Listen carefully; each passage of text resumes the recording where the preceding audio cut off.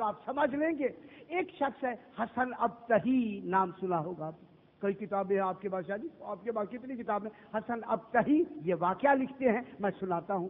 ایک شخص ہے جس کا نام محمد حسین تبریزی لکھا ہے. محمد حسین تبریزی. اس کے ہاں اولاد نہیں ہے، اولاد نہیں ہو رہی، بچہ نہیں ہو رہا. اس نے مسجد سہلا میں جا کر 40 دن امام زمانہ کی بارگاہ میں استغاثہ کیا، مولا میری اولاد نہیں ہے، اولاد عطا فرمائیں. ظاہری طور پر حسن ابتہی فرماتے ظاہری طور پر امام کی ملاقات ہوئی. فرمایا اولاد کا شعبہ ہم نے محمد حسین وجفولی کو دیا ہوا. میں کیا کہہ رہا ہوں؟ اولاد تمہیں محمد حسین، ایک محمد علی ہے، محمد علی. وجفول ایک شہر ہے، اس شہر میں چلے جاؤ، یہ شعبہ ان کے ہم نے حوالے کیا ہوا ہے. یعنی ہمارے غلام اولاد دیتے ہیں. جن کے غلام اولاد دے دیں تو جناب عباس کیوں نہیں دے سکتے؟ یہ کیا ہوا؟ محمد حسین تبریزی سے کہا وجفول چلے جائیں، وہاں سے آپ کو وہ محمد علی وجفولی ایک شخص ہے، وہ آپ کو یہ شعبہ ان کے حوالے ہے، چلے جاؤ. اب یہ کہتا میں وجفول شہر میں آیا، چلتا ہوا بازار میں گیا، پتہ لگا اس کی کپڑے کی دکان ہے. میں دکان پر پہنچا، میں نے دیکھا وہ کپڑے بن رہے ہیں اور دکان پر کھڑا ہے. جو ہی میں سامنے گیا، میں نے سلام کیا تو اسی شخص محمد حسین وجفولی نے اس محمد حسین تبریزی کو جواب سلام دیتے ہوئے فرمایا محمد حسین تمہارا کام تو ہو گیا ہے.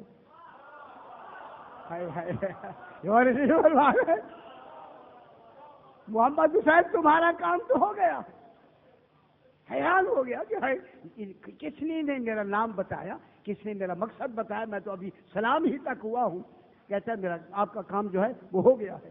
جب ہو گیا تو یہ بیٹھے اور بیٹھ کر کہنے لگے آج کی رات میں آپ کے پاس ٹھہرنا چاہتا ہوں. انہوں نے کہا ٹھہر جائے، آج کی میزبانی آپ کیا؟ ٹھیک ہے ہم مہمان نواز ہیں، رات کو آپ ہمارے یہاں ٹھہرے. جب رات ہو گئی نا، اسی محمد حسین یہ وجفولی کے ہاں جب ٹھہرے، محمد علی وجفولی کے، حسین تبریزی کہتے ہیں کہ میں نے رات سے کہا کہ یہ فرمائیں یہ عہدہ آپ کو کیسے ملا، کیسے ملا یہ عہدہ؟ فرمانے لگے یہ نہ پوچھے تو اچھا ہے. کہنے لگا نہیں، میں اس مقصد کے لیے آپ نے میرے احسان کیا. فرمایا یہ عہدہ آپ کو کیسے ملا؟ کہنے لگا اگر آپ پوچھنا چاہتے ہیں تو پھر سنیں. یہ سامنے آپ محل دیکھ رہے ہیں؟ انہوں نے کہا ہاں. میری دکان کے سامنے ایک ظالم بادشاہ آیا یا حاکم آیا، اس کا یہ محل ہے. اس کی حفاظت کے لیے کچھ پولیس کے سپاہی مقرر تھے. ان پولیس سپاہیوں میں سے ایک سپاہی میرے پاس آیا، آ کے اس نے مجھے کہا یہ جو بادشاہ ہے، یہ حاکم ہے، یہ ظالم حاکم ہے، ان کا کھانا ہمارے لیے جائز نہیں ہے. میں نے لاہور میں ایک بات کہی تھی، 3 دن لوگ تڑپتے رہے، آپ کے لیے اب نہیں کہنا ہو. ان کا کھانا ہمارے لیے دوست نہیں ہے، یہ ظالم ہے، لہذا میں آپ کے پاس آیا ہوں. آپ کیا کرتے ہیں کھانے کے لیے؟ کہنے لگے میں نے کہا کہ میں 300 کلو جو لے لیتا ہوں، پورے سال کے میرے لیے کافی ہے. 2 روٹیاں میں پکا لیتا ہوں، وہ میں کھا لیتا ہوں. کہنے لگے میرے لیے بھی اتنی جو لے لو اور 2 روٹیاں میرے روزانہ پکا کے آپ میرے لیے رکھ دیا کریں، میں آ کے کھا جایا کروں گا. ان کی روٹی میں نے نہیں کھانی، وہ چونکہ سامنے. کہنے لگے اس نے کہا کہ اس نے مجھے اس انداز سے کہا کہ میں انکار نہیں کر سکا. میں نے کہا آپ کے لیے جو میں لے آؤں گا، میں بنا کے 2 روٹیاں روزانہ بنا کے آپ کو میں کھلاتا رہوں گا. یہاں تک کہ 2 روٹیاں روزانہ میں بنا کے وہ رات کو جب فارغ ہوتے ہیں آگے کھا کے چلے جاتے. ایک رات وہ نہیں آئے. جب نہیں آئے تو میں ان کے پاس گیا، میں نے کہا پتہ تو کروں کیوں نہیں آئے. اب جو گیا تو وہ لیٹے ہوئے تھے جیسے بیمار ہیں. میں نے سلام کیا، مسکرا کے کہتے ہیں آ گئے. میں نے کہا ہاں سرکار آئے پوچھنا ہے آج کیوں نہیں آئے. کہنے لگے میں کچھ طبیعت ٹھیک نہیں ہے. کہنے لگے میں ڈاکٹر کو لے آؤں؟ اگر آپ حکم دے تو میں ڈاکٹر لے آتا ہوں. فرمانے لگے نہیں ڈاکٹر کی ضرورت نہیں، آج 12 بجے میرا انتقال ہو جائے. 12 بجے میں نے مر جانا. انہوں نے کہا سرکار نہیں ایسے انداز سے کہا کہ مجھے یقین ہو گیا ٹھیک کہہ رہے ہیں۔ میں نے کہا سرکار میں آپ کے پاس پھر بیٹھ جاتا ہوں۔ کہنے لگا نہیں آپ کے بیٹھنے کی ضرورت نہیں، ہم جب ضرورت پڑی تو بلا لیں گے۔ میں کیا کہہ رہا ہوں، یعنی مرنے کے بعد ضرورت پڑی تو بلا لیں گے ابھی آ جاتی ہے ہم بلا لیں گے تو آپ چلے جائیں۔ یہ کہتا میں اپنے گھر آ گیا۔ جب آدھی رات کے بعد وقت آیا تو دیکھا کہ ایک آدمی آیا ہے، اس نے مجھے، اب جو میں باہر گیا ایک نوجوان کھڑا ہے تو وہ میں نہیں جانتا تھا کہ کون ہے۔ اس نے کہا ذرا چلیں، ہم چل کے یہ جو سامنے، اسے کہتے ہیں یہ سامنے مسجد ہے، اس مسجد میں جب گئے تو اس کا جنازہ رکھا ہوا، 2 اجنبی آدمی بیٹھے، کوئی زیادہ آدمی نہیں، ایک وہ لینے والا، 2 وہ، چوتھا میں۔ تو انہوں نے کہا کہ سرکار آپ کو تکلیف دی ہے، ان کو ہم نے نہر پہ غسل و کفن دینا ہے، آپ ہمارے ساتھ چلے، اسی مسجد میں انہیں دفنانا ہے۔ میں نے کہا اچھی بات۔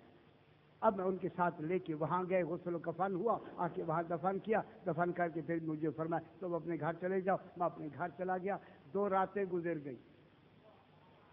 وہ سنا رہا ہے 2 راتیں گزر گئی۔ اب جب 2 راتیں گزری تو ان گزرنے کے بعد، 2 راتوں کے گزرنے کے بعد، آدھی رات کے بعد میرے دروازے پہ دستک ہوئی۔ اب جو میں آیا میں نے دیکھا ایک نوجوان، کبھی میں نے اسے نہیں دیکھا، وہ باہر کھڑے ہوئے ہیں اور مجھے دیکھ کر کہتے ہیں تمہیں آغا جان بلا رہے ہیں۔ اب جب اسے آغا جان کا نام لیا، اب میرے ذہن میں تو ایک تصور عظمت تو آیا، لیکن چونکہ میں پہچانتا نہیں تھا کہ یہ کن کے لیے کہتے ہیں، میں نے کہا چلو، وہ آگے میں پیچھے۔ اب یہاں تک کہ رات کی آخری تاریخوں میں چاند نہیں نکلتا، لیکن ہم شہر وجفول سے شمال کی جانب نکل کر جب باہر نکلے تو پہلے تو اندھیرا تھا، لیکن جب ہم باہر گئے تو ایک روشنی ایسی کہ جس کی حد ہی نہیں ہے۔ رات کی روشنی میں چاند تو تھا نہیں، روشنی موجود ہے۔ جب آگے چلے تو دیکھا ایک میدان ہے، اس میدان میں کچھ آدمی ہیں، وہ درمیان میں ایک ذیشان انسان بیٹھا ہے، اس کے چہرے سے ایسا نور نکل رہا ہے کہ روشنی ہی روشنی ہے۔ یہ کہتا ہے کہ اب جب میں قریب ہو کے گیا تو میں نے دیکھا کچھ انسان، ان کے درمیان میں ذیشان انسان بیٹھے ہیں۔ میں نے دور سے سلام کیا، جواب تو آیا، لیکن ان کا روب اتنا تھا میرے اوپر کہ میں گھبرا رہا تھا، ایسے گھبرا رہا تھا۔ جب میں گھبرانے لگا تو ان کے ساتھ جو درمیان میں آدمی قریب بیٹھے تھے انہوں نے کہا نہیں گھبراؤ نہیں، آگے آ جاؤ اور قریب آ جاؤ۔